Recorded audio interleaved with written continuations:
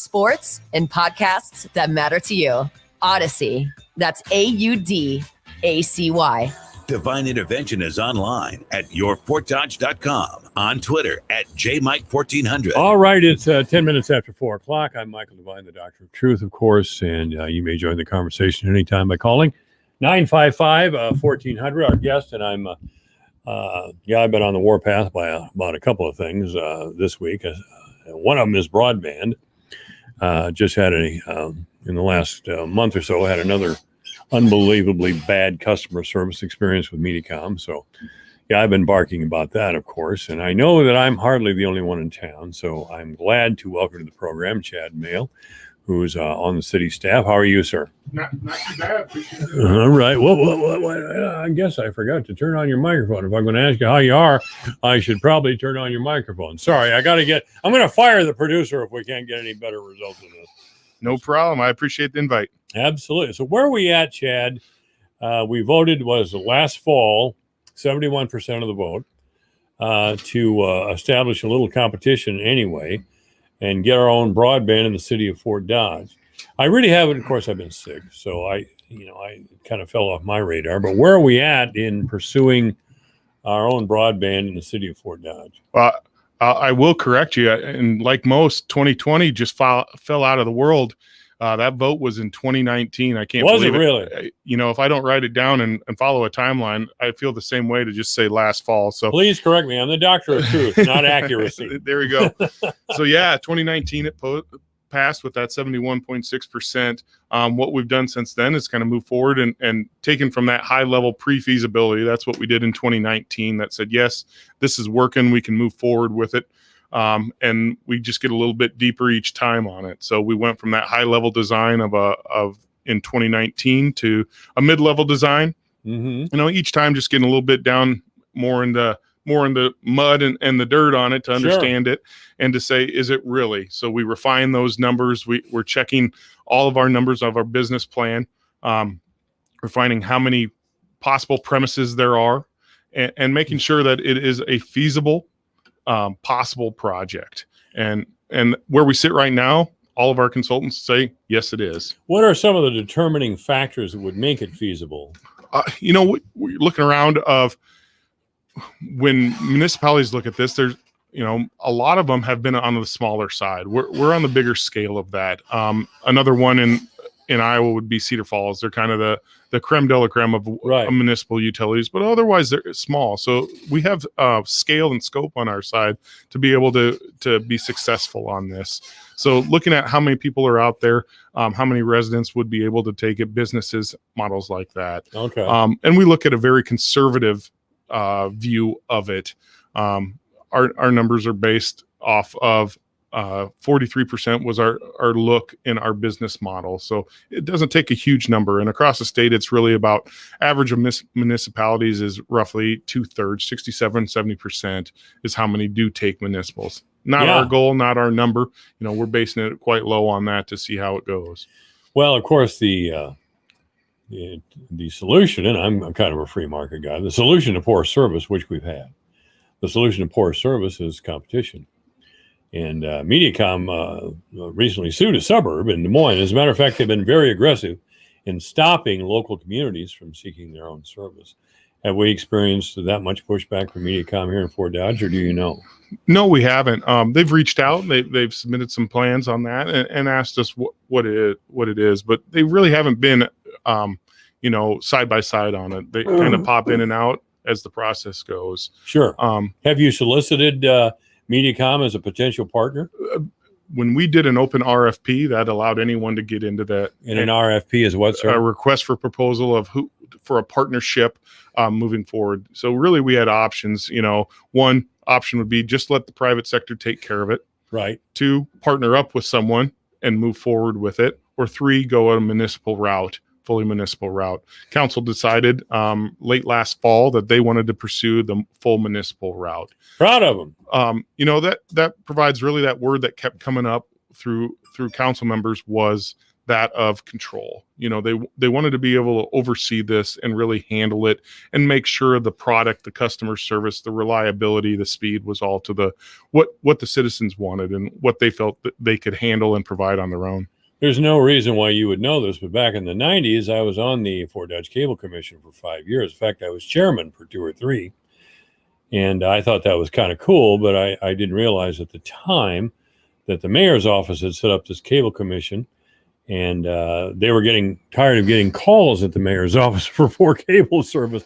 I don't think Mini-Com was in the picture yet, but anytime there was a call with a problem about cable service back then, they just give him the cable commissioner's number, home number. So I spent more than a couple of evenings at home getting my ear chewed off by unhappy customers of the cable service. That company was very uncooperative. Is it something in the bloodstream of companies like that just they resist or customer service at all costs? I don't know what their opinion is of how they do their business. From our side, our consultants have done some customer satisfaction surveys that was done right around that time of 2019. And those numbers came back. And that was one reason that pushed us, that said, hey, we would be up for a company that would compete, either a government one or another private one, just to provide what you exactly said, competition into the market. People aren't happy with what they have right now. Now, are people ever happy at it? I don't know, but I know they can be happier. And that's really what we're going for on that. And our cornerstone for a municipal system has been really 3 things: fast, reliable, and cost competitive. We're in the 21st century. In fact, we're several years into the 21st century now. That shouldn't be too much of a leap for us, should it? No, I think when we look at those, they seem pretty simplistic. I think that's what you're saying on that. Yeah. But the demand for internet, and if COVID proved anything to us, we need broadband and we need fast, reliable broadband for a number of reasons. Yeah, from recreational to professional to educational. Yes. It really was shown that was a need, and as much as any utility service, water, sewer, electrical, that people demand it and are so reliant on it. And we're right now that's just not an offering that's there, that at least through that survey people have shown to be satisfied.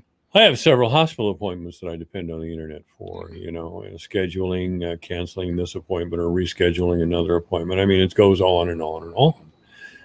Keeping in touch with relatives around the country. I mean, it just really does go on and on. And for information from the mayor's office, police department, we need reliable and fast internet service. I mean, it seems to me that sometimes we're stuck in the 90s.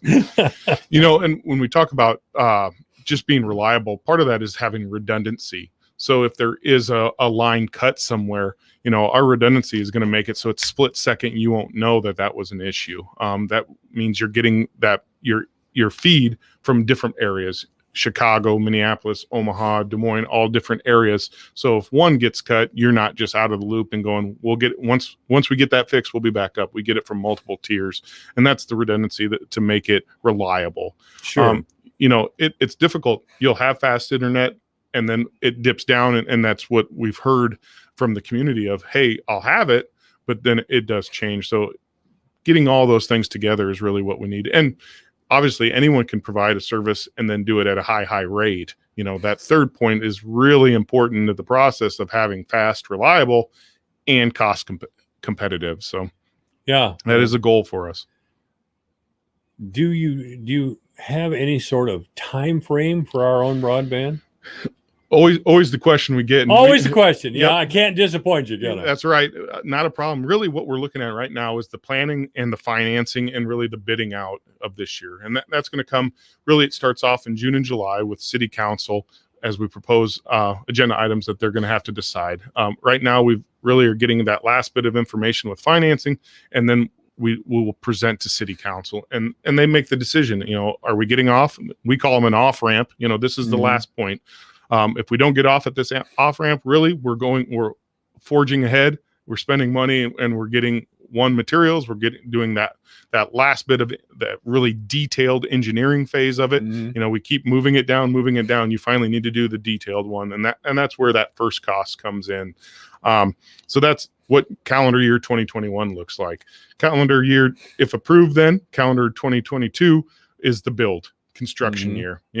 In Iowa, we have a short construction season, and you got to get the most out of it. So we really need to move forward here in 2021 to get this approved if we want to have a full construction season next year.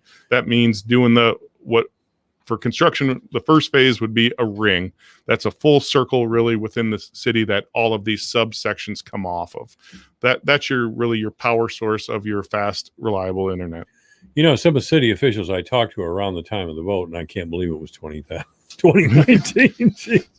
You're right. 2020 was just a lost year. Some city officials said the cost to the city was going to be daunting.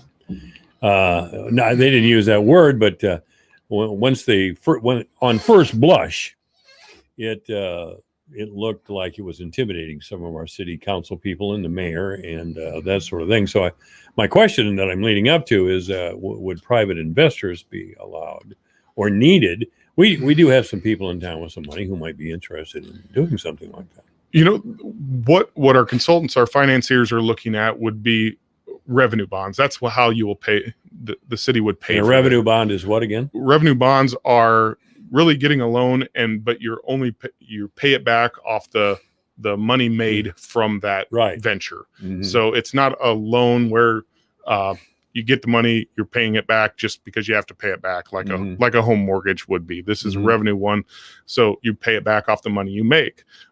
There's a risk to that. Our financiers are looking with local financial institutions for that, but also local is from our city, our county, but also our state, and then it can even go out farther. We're really hoping that a good chunk or even all of it could happen from that first section of localness of it. So I think people believe in it and understand the importance of it for our community.